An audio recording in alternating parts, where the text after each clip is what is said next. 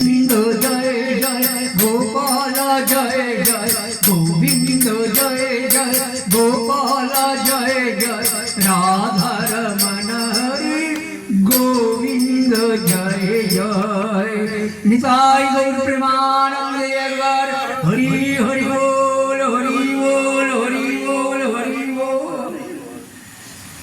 উনি ওই অক্ষম শরীর নিয়ে আজ কিন্তু আপনাদের আনন্দ দানের জন্য ভগবানের ভক্তির চরণে গোবিন্দর চরণে হৈমবতী মা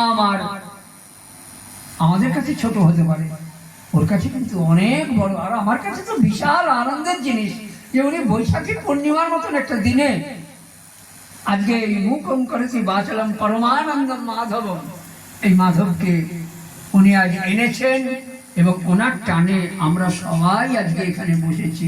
হৈমবতী মা তো উপলক্ষ মাত্র, উনি তো শুধু গোবিন্দের পূজায় নিজেকে নিবেদন করে দিয়েছেন।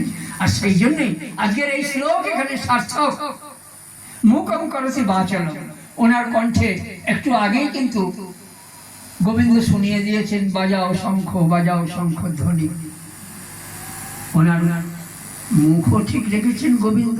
ওই যে বললাম ভগবত গীতা কিঞ্চি দধিতা গঙ্গা জল লব কণিকা পিতা। যদি কেউ একটুখানিও গঙ্গা জল একটুখানিও ভগবত গীতা পাঠ করে, উনি প্রথমেই ভগবত গীতা পাঠ করে নিয়েছেন, তার চরণে শরণাগতি নিতে হবে। তাই জন্যই তো বারবার গীতায় একটা কথাই তিনি বলে গেছেন, কর্মণ্যেবাধিকারস্তে মা ফলেষু কদাচন। হে অর্জুন, কর্মে তোমার অধিকার আছে কিন্তু ফলাফলে তোমার অধিকার নেই।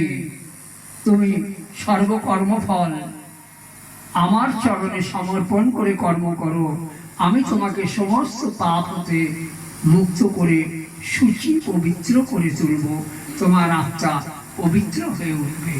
গীতা পাঠের বলার এবং শোনার এবং পরিবেশ সমস্তই আমাদের কাছে এখন বর্তমান যুগে সংক্ষিপ্ত।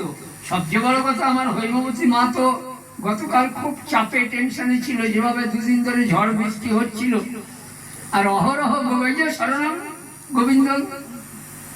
কি মা কেমন হচ্ছিল দুদিন বলো তো? চিন্তা হচ্ছিল যে ডেট ঠিক করে যাবে। আর আমি ওখানে বসে ধ্যানে বসে আদ্যাশক্তি স্বয়ং মহামায়ার কাছে প্রার্থনা করে জেনে নিলাম। আপনারা অনেকেই শুনেছেন তারাপীঠ থেকে আমি এসেছি, সুতরাং তারা মা ওখানে সাক্ষাৎ আমার আশ্রিত জগৎ জননী। আমি মাকে বললাম, মা আর যাই করিস বৈশাখী পূর্ণিমার দিন যেন ঘন্টা ৩-৪ ওই সময়টায় ফাঁকা রাখিস। আরে চাইতে হয়তো তোমাদের কাছে চেয়ে কি করবো? কি বললো গীতা তখন? চাইতে হয়তো মায়ের কাছেই চাইবো, মায়ের কাছেই তো আবদার। গীতা স্বয়ং আবদার শক্তি মহামায়া। আমি খানিকক্ষণ আগেই একটু আগে ব্যাখ্যা করে আপনাদের গীতা থেকে বুঝিয়ে দিয়েছি যে ব্যাসদেব আগে কিন্তু আদ্যাশক্তি ভগবতী মহামায়া অম্বে দুর্গাকে প্রণাম করেছেন এবং বলেছেন, আপনি স্বয়ং গীতা, আপনি সংসার মল দেশ নাশিনী অদ্বৈতামৃত বর্ষিনী। মানে সমস্ত জগতের মধ্যে অদ্বৈত ভাব একমাত্র মহামায়ার হাতেই আছে। নিতাই গৌর প্রেমানন্দে একবার হরি হরি বল হরি বল হরি বল হরি বল। ভগবান এখানে বলেই দিয়েছেন, আমি শ্লোকটা বলছি না, শ্লোকটা বাংলা ব্যাখ্যা করে বলছি, যে সবাইয়ের মধ্যে নিজেকে, আর যে নিজের মধ্যে সবাইকে দেখে তার আর আলাদা শাস্ত্র জ্ঞানের দরকার নেই, তার ঈশ্বর দর্শন হয়ে গেল। কেন না? ঈশ্বর কি বলেছেন? হে অর্জুন, অহমাত্মা গুড়াকেশ সর্বভূতান স্বয়ং স্থিত। হে অর্জুন, আমি আত্মারূপে সর্বজীবে অণুতে পরমাণুতে সব জায়গায় বিরাজ করছি।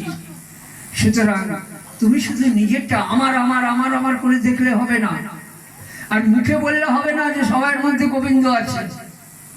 আমার যা যা ইচ্ছা আছে সবার মধ্যেই তো তাই আছে। যেমন আমাকে কেউ খ্যাক করে উঠলে, যা তা বললে, আমার যেমন রাগ হবে, দুঃখ হবে, তার প্রতি ঘৃণা হবে, তাহলে আমাকে ভাবতে হবে আমিও যদি কারুকে বলি তারও তো সেরকমই হবে।